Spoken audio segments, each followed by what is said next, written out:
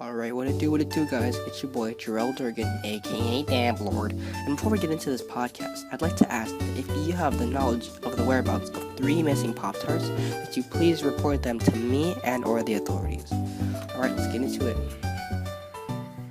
You fall in love with the most unexpected person at the most unexpected time. This quote by Google search results. is incorrect. The more accurate quote would be, you fall in love for the most unexpected thing at the most unexpected time. Love should not be limited to living beings. Anyone can experience love for anything, anywhere. As a victim of material love, I have personally learned both the satisfaction of loving inanimate objects as well as the pain of losing those you love. And this is my story.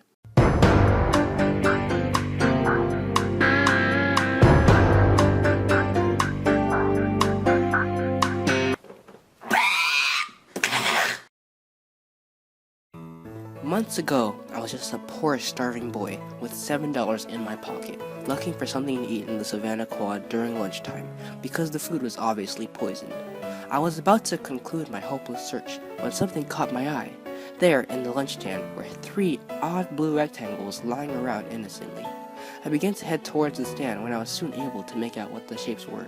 I had realized that they had the words Poptarts on them.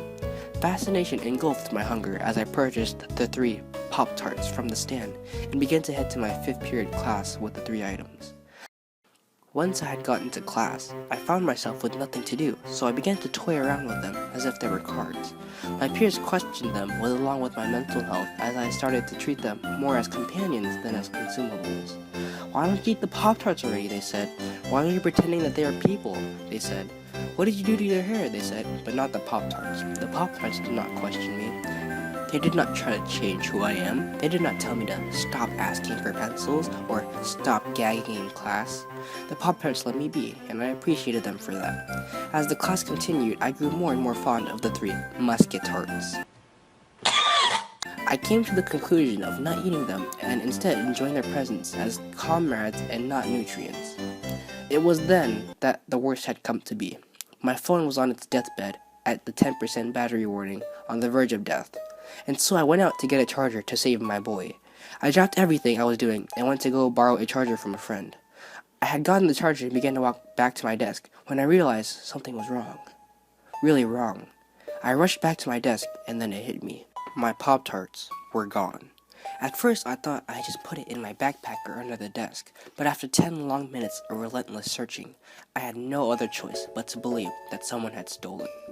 I was shocked to find my 3 beloved Pop-Tarts had been removed from their resting place on what was thought to be a seemingly respectable class. I was torn apart by the painful loss, but continued to search for the 3 Pop-Tarts I cherished so much.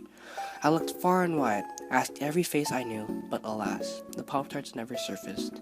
At one point, I believe I was close to calling 911 and reporting a kidnapping, but I decided not to, as I knew nothing good ever lasts. Love is a lovely thing.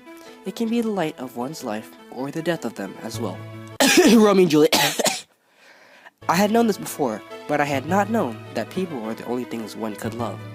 It took 3 loving Pop-Tarts for me to realize this, and I will never forget it, hopefully. It sounds funny though, learning a lesson about love from a couple of pastries.